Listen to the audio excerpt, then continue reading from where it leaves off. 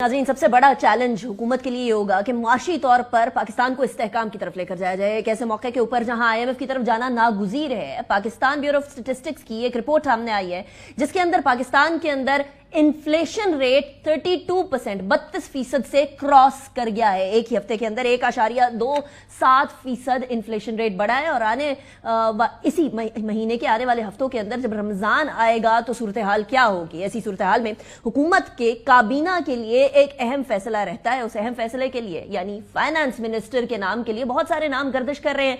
इसहाक डार साहब का नाम जो है वो एक बार फिर इस फहरिस्त में शामिल है और क्या वो सही चॉइस रहेंगे IMF की तरफ जाने के लिए, जबकि माजी की सूरत हाल हम लोगों ने देखी थी जब IMF की तरफ जाना था तो इसहाक डार साहब का रवैया कैसा था।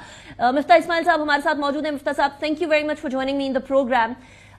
इस सारी फहरिस्त के अंदर एक नाम बड़ा इंपॉर्टेंट है मिफ्ता साहब, वो है इसहाक डार का। फाइनेंस मिनिस्टर चूज करेगा कि किस तरीके से हुकूमत ने चलना है और कहां तक चल सकेगी, वो नाम भी ये डिसाइड करेगा। आपकी नजर में इसहाक डार साहब अच्छी चॉइस है?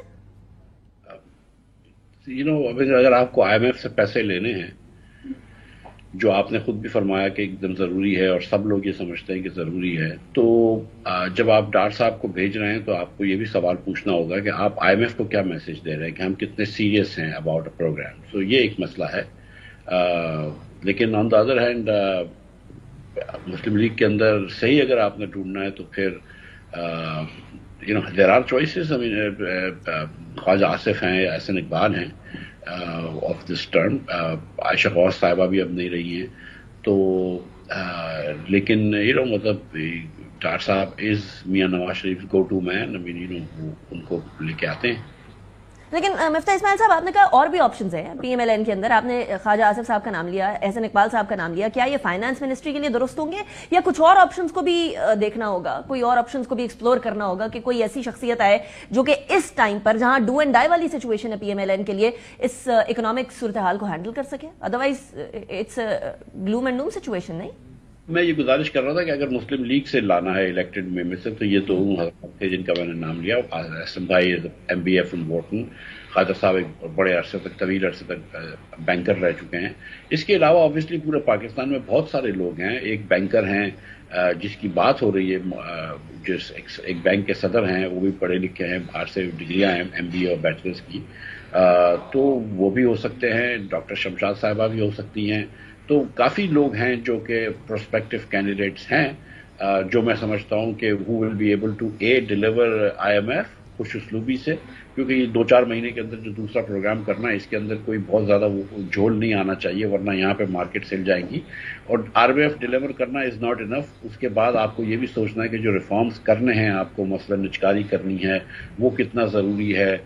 आपको जो दीगर रिफॉर्म्स करने हैं जिससे कि कॉस्टें कम होंगी, अगर लीगल रिफॉर्म्स करने हैं, ब्यूरोक्रेटिक रिफॉर्म्स करने हैं, हुकूमत का फुटप्रिंट छोटा करना है, NFC को देखना है, बहुत सारी चीज़ें ऐसी हैं कि जो हुकूमत को देखनी है। तो आई थिंक समझदार economist would be a very useful person. Right.